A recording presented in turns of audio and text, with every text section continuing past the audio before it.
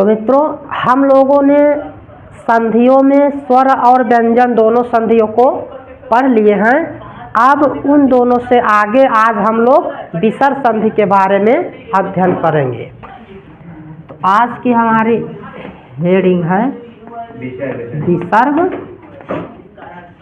संधि। विसर्ग संधि। तो विसर्ग संधि हम उसे कहते हैं कि जब पद के अंत में विसर्ग हो और विसर्ग के बाद जब कोई स्वर अथवा व्यंजन का वर्ण आए तो विसर्ग में जो हमारा परिवर्तन होता है उसे हम विसर्ग संधि कहेंगे। तो सबसे पहले यहाँ यानी पदांत जो होगा यहाँ विसर्ग होगा, यानी विसर्ग के बाद जब हमारा कोई स्वर आए अथवा कोई व्यंजन आए तो हमारा जो विसर्ग में परिवर्तन होता है उसे ही हम विसर्ग संधि कहते हैं। विसर्ग संधि कहते हैं।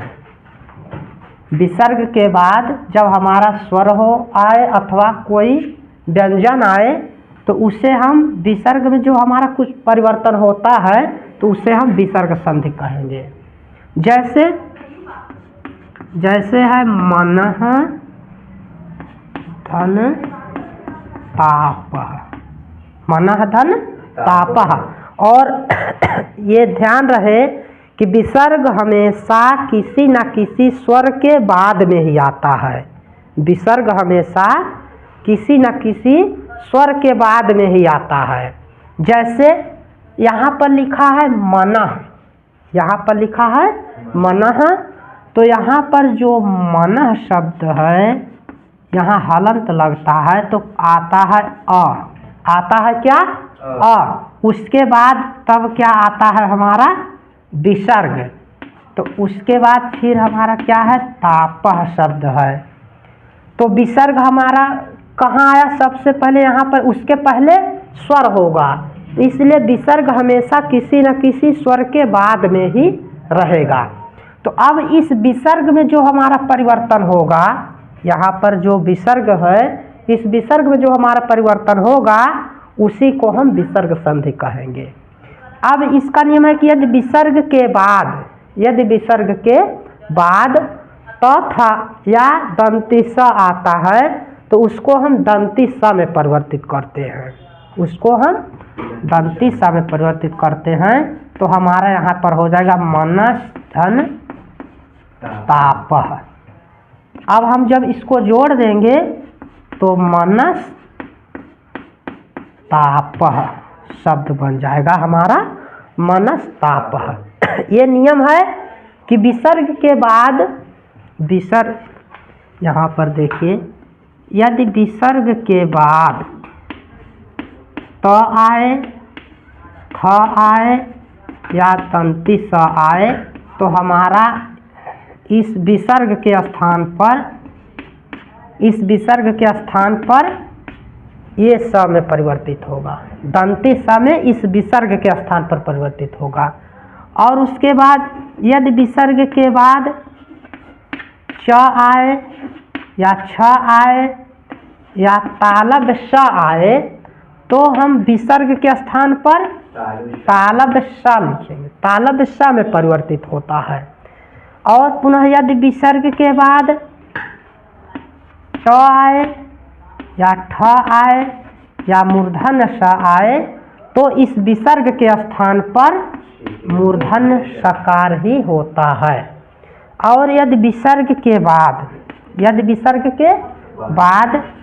क आए, ख आए यानी क ख या प फ वर्ण आए तो विसर्ग ही रहता है। तो विसर्ग ही रहता है। इसे ही हम विसर्ग संधि कहेंगे और इसमें ही हमको परिवर्तित करना है। जैसे यहाँ पर था कि मनः, तो यहाँ पर विसर्ग के बाद कौन सा वर्ण आया है? ता वर्ण आया है।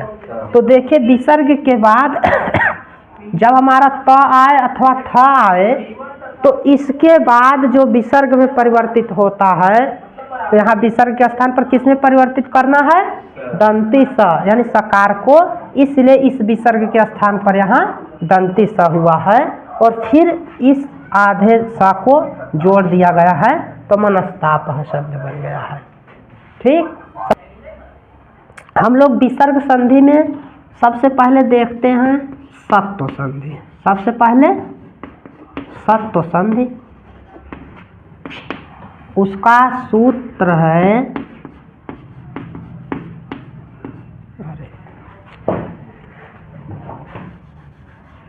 उसका सूत्र है विसर्जनीयस्य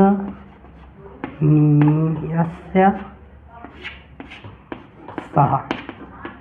विसर्जनीयस्य सह, ये हमारा सूत्र है।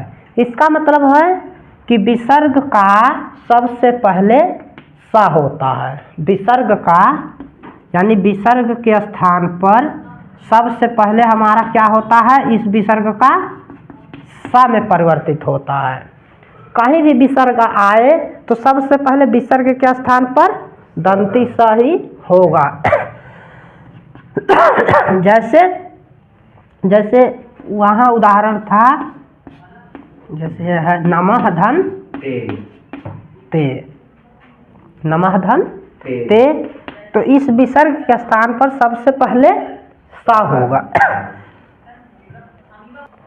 सबसे पहले विसर्ग के स्थान पर स होगा, तो यहाँ पर होगा नमः धन ते बराबर नमस्ते। नमस्ते। और है जैसे, और दूसरा उदाहरण है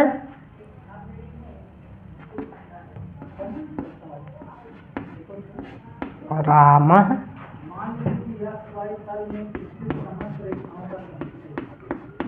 चिनोति। रामः चिनोति है, तो यहाँ पर सबसे पहले विसर्ग के स्थान पर स होगा। विसर्जनीयस्य सह सूत्र से विसर्ग के स्थान पर स होगा, तो हो जाएगा हमारा रामस चिनोति। रामस चिनोति।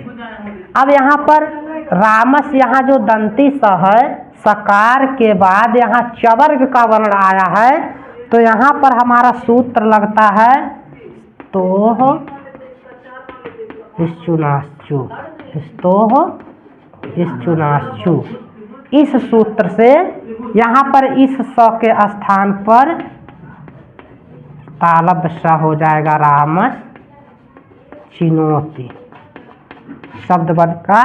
तो अब जब इसको जोड़ देंगे तो रामस चिनोति बन जाएगा। रामस चिनोति, ये हमारा शब्द बन जाता है। अब इसके आगे एक उदाहरण है धनु धन टकार। टंकार होगा, धनु धन टंकार होगा। तो यहाँ पर सबसे पहले विसर्ग के बाद, विसर्ग के स्थान पर यहाँ पर देखना है, और विसर्ग, ये ध्यान रखें कि विसर्ग से पहले स्वर का ध्यान देना है, और विसर्ग के बाद कौन सा स्वर या व्यंजन आ रहा है उसका भी ध्यान दिया जाता है विसर्ग संधि में मुख्य रूप से। तो इस विसर्ग के स्थान पर सबसे पहले विसर्जनीयस्य सह सूत्र से विसर्ग के स्थान पर स होता है। तो सबसे पहले यहाँ पर धनुष और टंकार शब्द होगा। धनुष टंकार, तो सबसे पहले विसर्ग का स्थान पर दंती स हुआ। अब यहाँ पर दंती सकार के बाद टवर्ग का वर्ण आया है, तो यहाँ पर सूत्र लगेगा स्टुनाष्टु। यहाँ पर सूत्र इसके लिए यहाँ सूत्र लग जाएगा स्तोह स्टुनाष्टु। स्तोह स्टुनाष्टु सूत्र लगता है इसके लिए। तब इस सकार के स्थान पर टवर्ग का सकार यानी मूर्धन्य सकार यहाँ पर आ जाएगा। तो यहाँ पर हो जाएगा धनुष और टंकार। फिर अब इसको जोड़ देंगे, इसको जोड़ देंगे जब तो हो जाएगा धनुष टंकार। ये हमारा शब्द ये बना धनुष टंकार। वही नियम है कि यदि विसर्ग के बाद ट ठ या सकार आता है, मूर्धन्य सकार आता है, तो विसर्ग के स्थान पर मूर्धन्य सा होता है। और यदि विसर्ग के बाद, जैसे यहाँ विसर्ग के बाद त थ आए या दंती सकार आए, तो विसर्ग के स्थान पर दंती सा होता है। और यदि विसर्ग के बाद यदि च वर्ण यानी च आए, छ आए या तालब सा आए, तो विसर्ग के स्थान पर हमारा तालब सा होता है। यही नियम है विसर्ग संधि में। अब ये उदाहरण, ये दूसरी है विसर्ग संधि। जैसे लिखा है मनः धन बल, मनः धन बल लिखा है। इसको हम जब जोड़ेंगे तो इसका रूप बनेगा मनोबल, इसका रूप बनेगा मनोबल। लेकिन यह इस सत्व संधि का उदाहरण नहीं है, ये सत्व का उदाहरण नहीं है। इसमें देखिए सबसे पहले विसर्ग के स्थान पर हमारा क्या होता है, सकार, मनस और बल। उसके बाद इस सकार के स्थान पर हमारा होता है स को रुआ होता है, स को रुआ होता है मनर। उसके बाद बल। उसके बाद इस र में उ की इत संज्ञा होती है, उ की, यहाँ मनस है, यहाँ मन में अ है, तो इसका इसमें जो अ मिला हुआ है और इधर से जो रूह, र में उ की इत संज्ञा होती है, तो इसके अ को और उधर से जो यहाँ पर जो हमारा इस र का उ बचता है, इस जहाँ यहाँ पर न है, इस न में कौन सा स्वर है, छोटा अ है, तो छोटा अ और उ को मिलाकर क्या बनता है, ओ की मात्रा लगती है। इसलिए यहाँ पर हमारा रूप बनेगा मनो बल रूप बनेगा। ठीक, यहाँ पर ये रूप बनता है। बस विसर्ग को ध्यान में रखा जाए कि विसर्ग के स्थान पर क्या परिवर्तित हो रहा है। अब लोग विसर्ग संधि में दूसरे नंबर की संधि पढ़ते हैं, रुत्व संधि। रुत्व संधि, इसका सूत्र है ससजुषो रू, ससजुषो रू। ससजुषो, यहाँ पर स का अर्थ है दंती सकार, और सजुष यहाँ पर क्या बचता है हमारा, सजुष। सजुष के इस मूर्धन्य सकार को लिया जाता है और इसके दंती सकार को लिया जाता है। तो उसके बाद यहाँ पर रू है, तो इस स के स्थान पर अर्थात विसर्ग के स्थान पर सबसे पहले हमारा रू होता है, इसलिए हम इसको रुत्व संधि कहते हैं। इसमें विसर्ग के स्थान पर सबसे पहले रू होता है।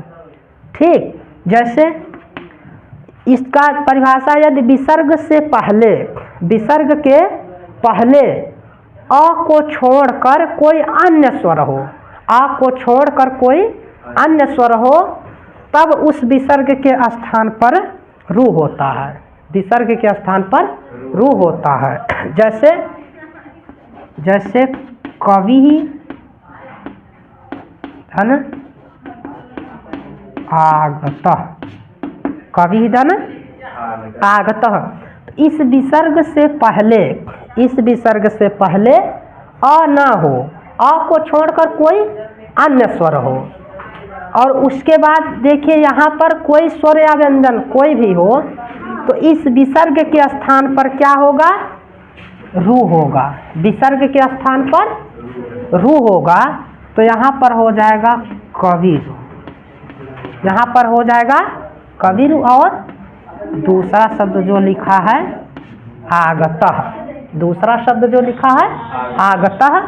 अब इस रू में जो ऊ है, इस रू में जो ऊ है उसकी इत संज्ञा होती है। इत संज्ञा अर्थात लोप होता है, ऊ का लोप होता है। तब यहाँ पर हो जाएगा हमारा इस रू में र हो जाएगा, इस रू का र हो जाएगा और इसके बाद आगतः शब्द है।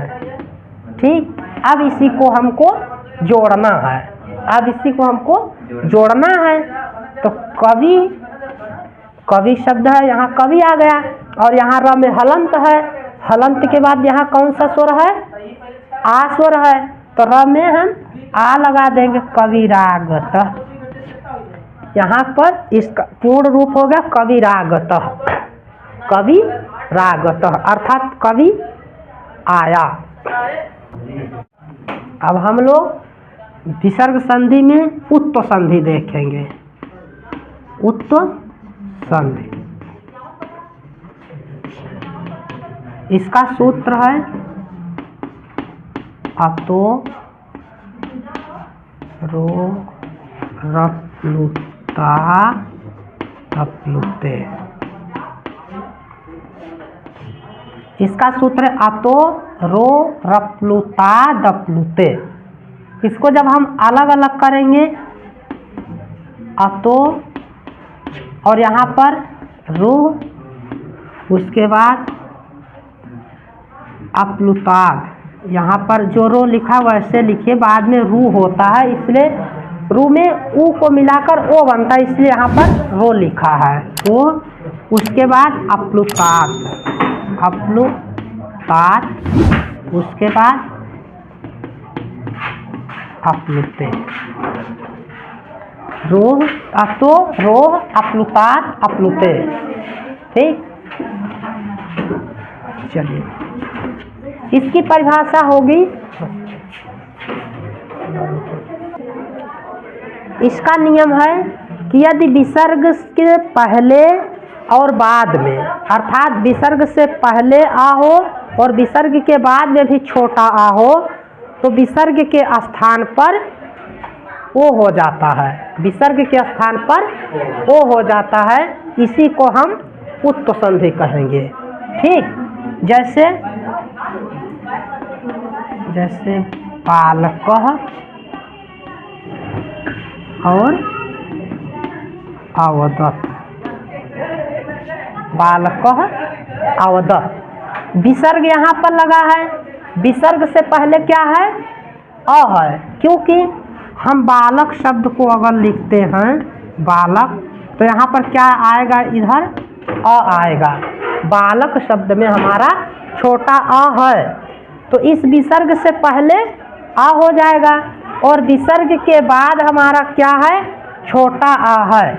विसर्ग के बाद भी हमारा छोटा आ है, तो विसर्ग के स्थान पर हमारा क्या हो जाएगा? ओ हो जाएगा। तो यहाँ पर हो जाएगा हमारा बालको। विसर्ग के यानी विसर्ग के स्थान पर हमारा क्या हो गया?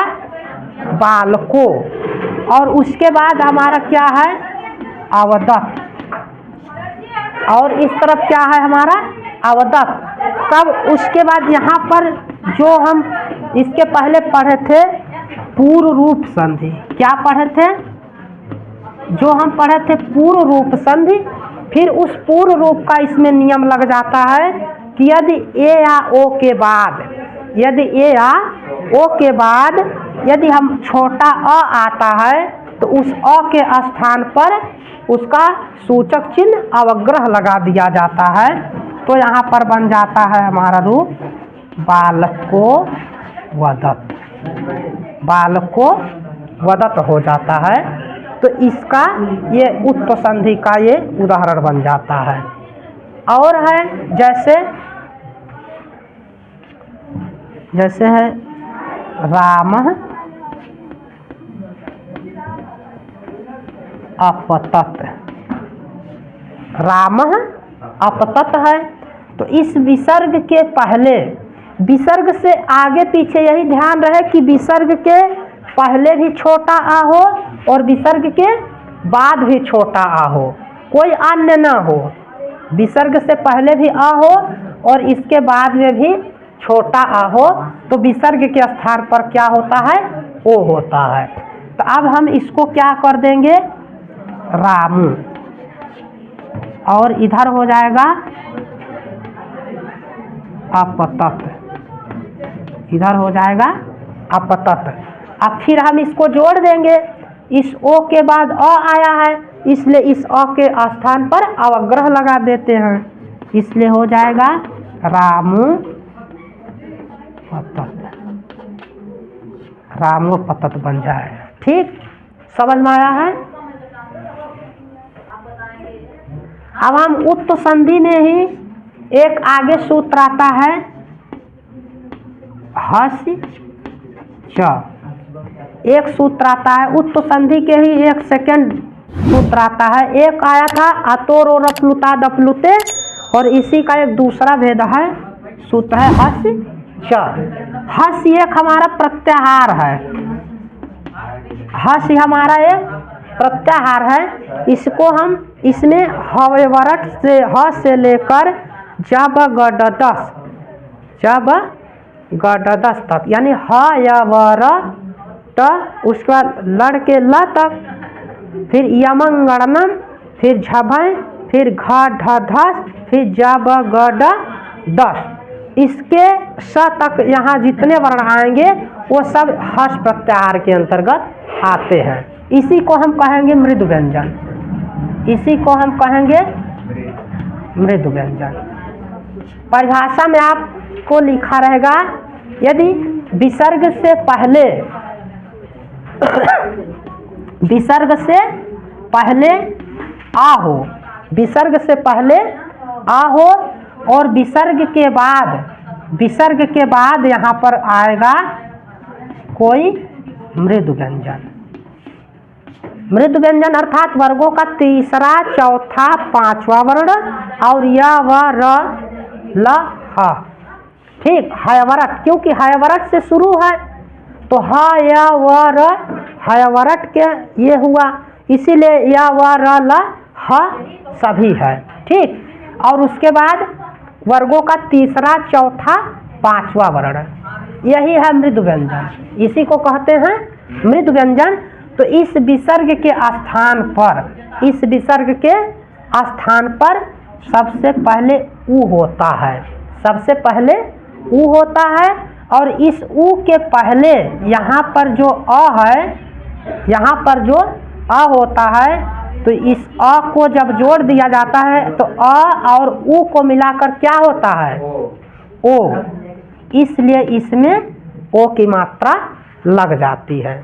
ठीक, जैसे जैसे उदाहरण देखिए है मेघः और गर्जत, मेघः गर्जति। तो विसर्ग से पहले क्या होना चाहिए? छोटा अ, विसर्ग से पहले छोटा अ होना चाहिए, और विसर्ग के बाद मृदु व्यंजन, मृदु व्यंजन अर्थात हस प्रत्याहार, हस प्रत्याहार के वर्ण होने चाहिए। तो जिसमें वर्गों के तीसरे, चौथे, पांचवें वर्ण होंगे, तीसरे, चौथे और पांचवें वर्ण, और या व र ल ह, तो वो सभी मृदु व्यंजन आएंगे। तो यहाँ पर देखिए ग वर्ण है, यहाँ पर ग वर्ण है ना, यहाँ क वर्ग का कौन सा अक्षर है? हाँ, तो तीसरा अक्षर है, इसका मतलब ये हस प्रत्याहार में है, ये हस प्रत्याहार में है। तो आज इस विसर्ग के स्थान पर क्या होगा? उ होगा। ठीक, विसर्ग के स्थान पर हमारा उ होता है, और उसके बाद गर्जत आएगा। अब यहाँ पर इसके पहले जो अकार है, इसके अ को और उ को जब हम जोड़ देते हैं तो क्या बन जाता है? ओ बन जाता है, मेघो और गर्जति। ठीक, अब इसी को जोड़ देना है, क्या हो जाएगा? मेघो गर्जति। ठीक, यहाँ ओ की मात्रा लगी है लेकिन यहाँ गुण संधि नहीं है। ओ की मात्रा लगी है लेकिन यहाँ गुण संधि नहीं है। गुण संधि में क्या नियम होता है कि यहाँ पर अ या आ के बाद जो दूसरा शब्द होगा वहाँ उ लगता था, वहाँ उ आता था। लेकिन इसमें क्या है कि पहले शब्द, जो पहला हमारा शब्द बनेगा उसी में ओ की मात्रा लग जा रहा है, क्योंकि विसर्ग के स्थान पर जो उ हमारा हो रहा है उसके पहले जो हमारा अ है दोनों को मिलाकर ओ हुआ है। तो इसका रूप बन गया है मेघो गर्जत।